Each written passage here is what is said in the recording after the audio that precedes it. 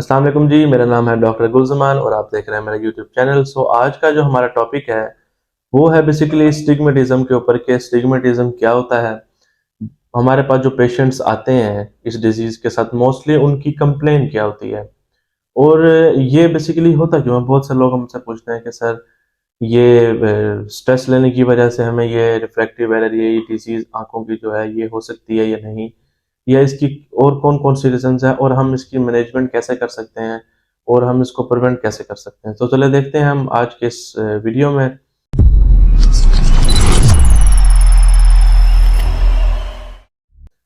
Basically स्टिग्मेटिज़्म ये होता है कि हमारी आपको जैसे कि आपको मैंने पहले वीडियोज़ में भी बताया है कि एक पाथवे होता है लाइट गुज़रने का जो कॉर्निया से होता हुआ जो हमारी आँख की एक ऊपर वाली झिल्ली है, उससे प्यूपल का एक रास्ता है, होल है, उसके बाद लेंस पे, लेंस से फिर हमारे पीछे पर्दे पे जिसको आप आम ज़बान में रेटिना कहते हैं, उसमें जाके फ़ॉल करता है। अब एस्टिग्मेटिज़्म में ये होता है कि हमारे आँख के पर्दे के ऊपर basically 2 rays of light pass करती हैं या 2 रेज़ ऑफ लाइट फ़ॉल करती हैं, मतलब 2 लाइट्स इमेज बनाती हैं हमारे पर्दे के ऊपर।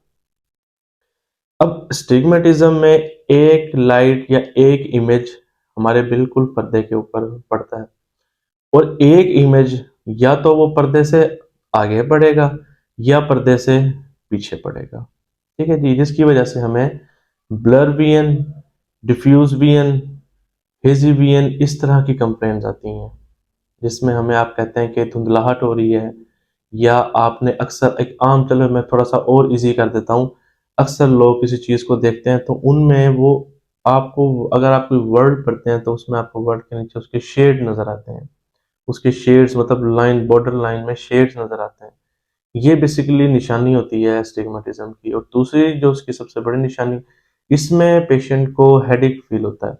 मतलब उसको सर में दर्द होगा अगर वो किसी भी चीज़ पे फ़ोकस करता है या किसी भी चीज़ को ज़ोर लगा के पढ़ता है या लॉन्ग टर्म उसका फॉर एग्ज़ाम्पल कोई कंप्यूटर वर्क ज़्यादा है, वो स्टूडेंट है, वो पढ़ता है, स्लाइड्स रीड करता है, तो उसमें उसकी हेडेक की कंप्लेंट बार-बार आएगी। ये तो उसकी कंप्लेंट्स होगी जिस कंप्लेंट के साथ हमारे पास पेशेंट विज़िट करते हैं।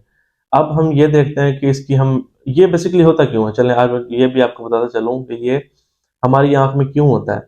जब हमारी आँख का कॉर्निया और लेंस ये 2 पार्ट होते हैं जिनसे लाइट रेज़ टकरा कर हमारे पीछे रेटिना पर या हमारे पर्दे पर फ़ॉल करती है।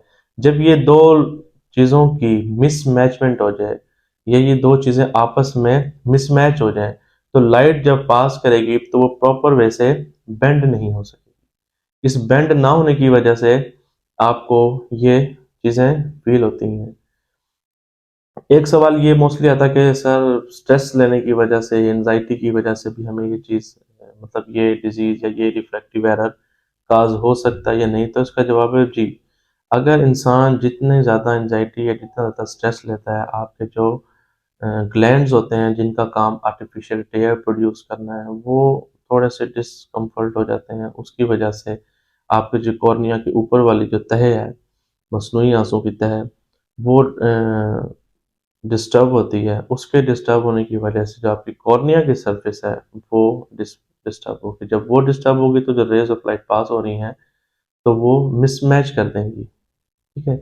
अब हम इसकी मैनेजमेंट कैसे कर सकते हैं? हमें पेशेंट्स को एडवाइस क्या करना चाहिए? जब हम पेशेंट को चेक करते हैं मशीन पे, उसको ट्रायल फ्रेम लगाकर, उसका रिफ्रैक्शन मतलब ग्लासेस का नंबर लगाकर चेक करते हैं, हर चीज़ पढ़वाते हैं। पेशेंट की विज़न हम 6-6 कर देते हैं, मतलब वो ग्लासेस के साथ बिल्कुल ठीक देख पाता है।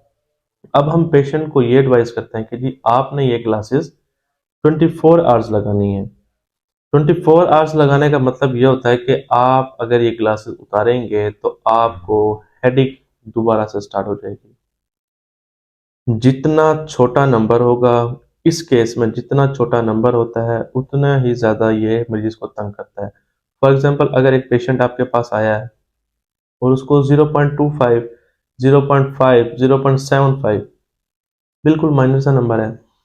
ये अगर उनको होता है और वो ग्लासेस यूज़ नहीं करते, मोस्टली स्कूल गोइंग या यूनिवर्सिटी गोइंग स्टूडेंट्स जो होते हैं या इस एज में, या जो लैपटॉप पे काम जैसे अमेज़न हो गया, वर्चुअल असिस्टेंट हो गया, इस चीज़ों पे, या जिनका काम एडिटिंग का है, इस तरह के वो काम कर रहे हैं और वो ग्लासेस यूज़ नहीं करते, तो उनको मोस्टली आई स्ट्रेन फ़ील होता है, हेडेक फ़ील होता है, वो अनकम्फ़र्टेबल फ़ील करते हैं। इन लोगों को हम एडवाइस करते हैं कि जी आप 24 आवर्स ग्लासेस लगाएँ। सिर्फ़ जब आप सोने लगें, सोने से पहले आप ये ग्लासेस उतार के फिर आप सो जाएँ, सुबह उठ के फिर लगा लें। ये तो ग्लासेस के तरीके से हम मैनेजमेंट कर सकते हैं। दूसरी जो इसकी मैनेजमेंट है वो एक कॉन्टैक्ट लेंस के ज़रिए एक टेक्नीक है, बेसिकली उसको हम कहते हैं ऑर्थोकेरेटोलॉजी। ऑर्थोकेरेटोलॉजी टेक्नीक ये है कि हम पेशेंट को एडवाइस करते हैं जी आपने एक रिजिड गैस परमिएबल लेंस ले लेना है। अब रिजिड गैस परमिएबल लेंस हम क्यों लेते हैं? क्योंकि ये वाहिद ऐसा कॉन्टैक्ट लेंस है जो बिल्कुल ट्रांसपेरेंट, मतलब बाहर की ऑक्सीजन आपकी कॉर्निया तक और वाटर को बिल्कुल सेफ कॉन्टैक्ट लेंस है। दूसरे कॉन्टैक्ट लेंस अगर आप रात को लगाकर सोते हैं तो वो आपके लिए हार्मफुल है, आपकी आंख के लिए नुकसान है, वो आपको ब्लाइंडनेस भी काज कर सकते हैं किसी हद तक। लेकिन ये कॉन्टैक्ट लेंस हम ये टेक्निक के थ्रू, ऐसे नहीं कि हम एडवाइस कर दें और पेशेंट जाके मार्केट से परचेज कर दे और लगा के सो जाए, नहीं। एक पूरा प्रोसेस होता है, एक टेक्नीक होती है ऑर्थोकेरेटोलॉजी। हम इसमें एडवाइस ये करते हैं, कॉन्टैक्ट लेंस बना के एडवाइस करते हैं, पेशेंट को देते हैं। अब ये पेशेंट लगाता कब है? पेशेंट सोने से पहले रात के टाइम लगाकर ये सो जाएगा। इसका पर्पस क्या होता है? इसका पर्पस ये है कि जैसे ही पेशेंट सुबह उठेगा और अपना कॉन्टैक्ट लेंस उतारेगा, तो उसकी जो कॉर्निया की शेप है वो कॉन्टैक्ट लेंस की वजह से उस शेप में आ जाएगी, ताकि वो लाइट को पूरा, दोनों जो इमेज बन रहे हैं वो रेटिना तक फॉल करवा सकें। ये बेसिकली कॉन्टैक्ट लेंस से हम इस तरह मैनेजमेंट कर सकते हैं। आज का जो हमारा टॉपिक था ये कंप्लीट हो गया। अगर आपको मज़ीद किसी भी टॉपिक पर या इस टॉपिक के रिलेटेड कोई भी आपने क्वेश्चन चाहते हैं तो आप कमेंट सेक्शन में हमें बताएंगे, इंशाल्लाह हम उस पर वीडियो बनाएंगे। तो अब मैं इजाज़त चाहता हूँ। यूट्यूब चैनल को सब्सक्राइब करना ना भूलें और जो बेल आइकन है उस पर भी क्लिक करें ताकि आप मज़ीद वीडियो से आगाह हो सकें। अल्लाह हाफिज़।